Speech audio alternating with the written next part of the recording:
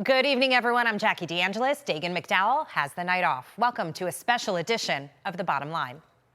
Let's get right to it. Democrats' newest star, Zohran Mamdani, giving a damning answer about his thoughts on Hamas when pressed by Fox News' Martha McCallum.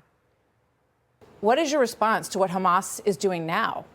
I think those are bodies and remains that should absolutely be returned. And I think that I have no issue with critiquing Hamas or the Israeli government, because my critiques all come from a place of universal human rights. And my focus, however, is right here in New York City and transforming the most expensive city in America into one that's affordable for each and every New Yorker. But OK, I want to get to that, absolutely. But do you believe that Hamas should lay down their weapons and leave the leadership in Gaza? I believe that any future here in New York City is one that we have to make sure that's affordable for all. And as it pertains to Israel and Palestine, that we have to ensure that there is peace. And that is the future that we have to fight for. But you won't say that Hamas should lay down their arms and give up leadership in Gaza. I don't really have opinions about the future of Hamas and Israel beyond the question of justice and safety and the fact that anything has to abide by international law. And that applies to Hamas, that applies to the Israeli military, applies to anyone you could ask me about. Hamas is killing its rivals in Gaza, all to keep its power and intimidate dissidents. But Mamdani, well, he's still worried about Israel's actions. I continue to have concerns because I've seen reports still, just this in the last few days, that 5 Palestinians were killed by the Israeli military. And that's what gives me pause about issuing any kind of praise or celebration at a moment when it is still so in its infancy. Joining me now at the desk, Texas Congressman Fallon. Welcome. Great to see you. How are you? It was a simple yes or no question. Should Hamas be disarmed? And yet somehow we got a very circular answer that got nowhere near a yes or a no. And I think that was very deliberate. And it was very telling. Let me be very clear. Hamas is a terrorist organization. They are scumbags. They are killers. They are power hungry, and they're thieves. Yes, we want them disarmed. We want them out of Gaza. Period. End of story. Full stop. How hard was that? Right. Not that difficult. No, not difficult at all. He hits these beats of affordability to get away from any kind of question that he doesn't want to answer. But he was asked there as well about Israel and President Trump and peace in the Middle East. He wouldn't give him the credit. He said it's too soon. President Trump should win the Nobel Peace Prize for his efforts in the Middle East. And I mean, he brought 20 nations together, just recently, a couple days ago. And I don't think it would have happened. And you know what's interesting? The people in Palestine, or in Gaza, are giving President Trump credit. Yeah. The people.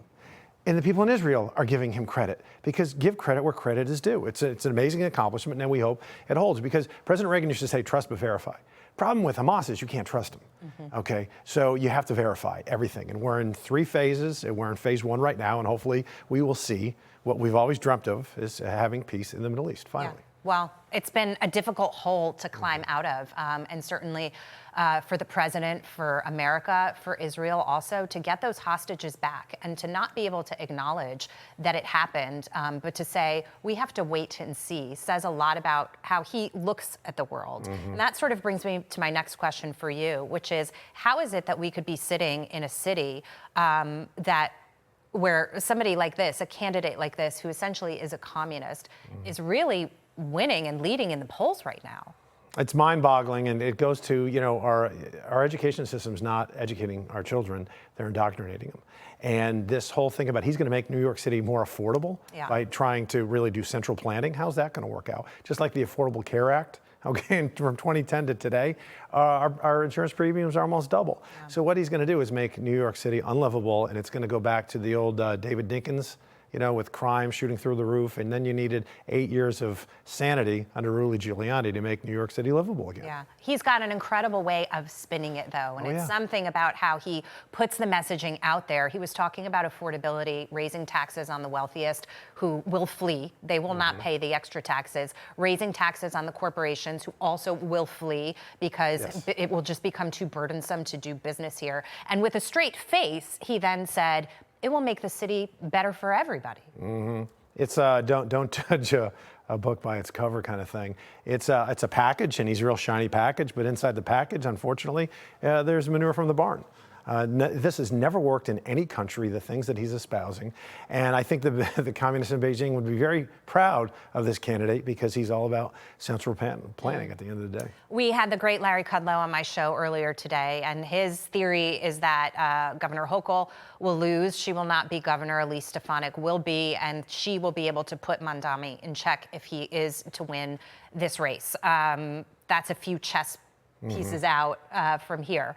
I'm just wondering what you think about how we could be thinking about this ideology across the country in blue states and cities, in strongholds where the progressives are gaining ground. It becomes increasingly difficult to be able to then balance that out. Well, they think, what do they beat up? They beat up capitalism. Capitalism is awful. Capitalism is the only economic system that has really ripped mankind and humankind out of poverty.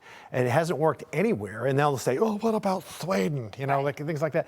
Well, Sweden has growth spurts when they focus on capitalism, not socialism. You've got to have people pulling the wagon. Cuba? Yeah. That's what I would say. Congressman, let's get to this. Those teens who jumped the ex-Doge staffer, they avoided jail. They were juveniles, 15 years old. The judge gave them probation. The judge also said that she hopes that they will learn from the probation stint. The victim there suffered a concussion and a broken nose. That was a violent attack, and they're going to learn something, all right? They're going to learn that there's no consequences to their actions. When you get, I think it was 8 and 12 months probation. What is probation? That's not even a slap in the wrist. That's just saying, that's a wagging of a finger.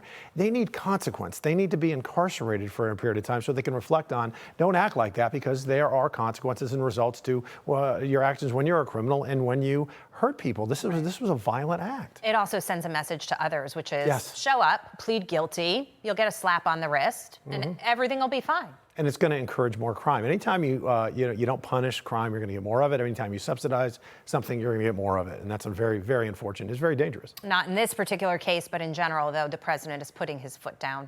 D.C. is getting cleaned up. That's at least what I'm hearing from the business owners there and the people who live there, and they're very grateful for it. Yeah, it's data-driven. I mean, you can see it. We had a hearing. We had some of the city council members in D.C., and I asked them, is D.C. safe? And this council member said, oh, it's safe.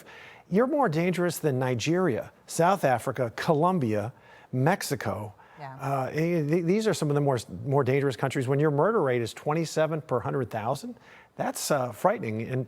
And we have travel advisories not to go to some of these countries. We should have a travel advisory to not go to our own nation's capital. Yeah. I'm glad President Trump's acting boldly. And even the mayor who was resisting is now praising the president. Great to have you on, Congressman. Thanks so much for being here.